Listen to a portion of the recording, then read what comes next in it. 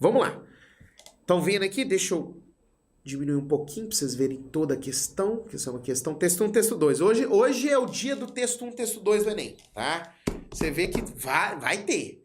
Você vai até ouvir a minha voz lá no dia 3. Fala assim, nossa, o Guizão falou que ia ter. Quem sabe tem mais de uma, inclusive, questões assim, né?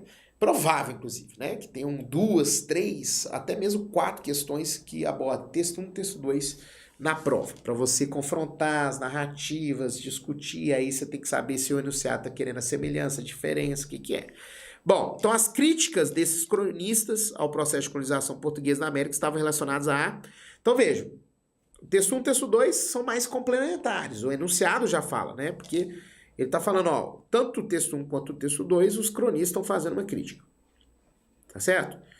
E aí que você tem que ser o quê? Fala aí, eu sou... Malandro. Que é o seguinte, ó, tá sem tempo, lê um texto e vê se você já consegue identificar qualquer crítica. Porque os dois estão fazendo a mesma crítica. O enunciado está falando isso, né? Então, as críticas desses cronistas ao processo de colonização portuguesa, então eles estão criticando o processo de colonização portuguesa na América, estavam relacionadas a... Vamos lá, texto 1. E pois que entre... Ó, vou começar de novo. E pois que em outra coisa, nesta parte, me não posso vingar do demônio.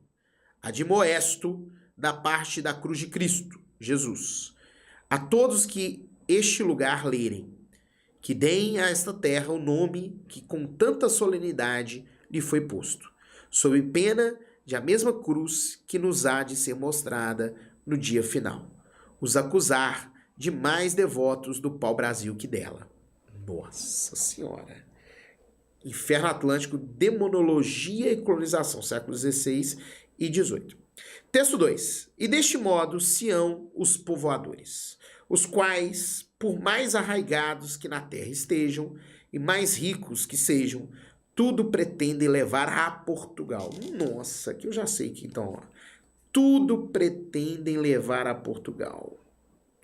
E se as fazendas e bens que possuem souberem falar, também lhes houveram de ensinar e dizer como os papagaios, aos quais a primeira coisa que ensinam é papagaio real para Portugal, porque tudo querem para lá. Gente, inclusive tem um negócio interessante, que o Brasil chegou até a se chamar de terras dos papagaios, né? Terra de Vera Cruz, terra de Santa Cruz, terra dos papagaios. E papagaio era um sinal de riqueza. Onde tem papagaio tem riqueza.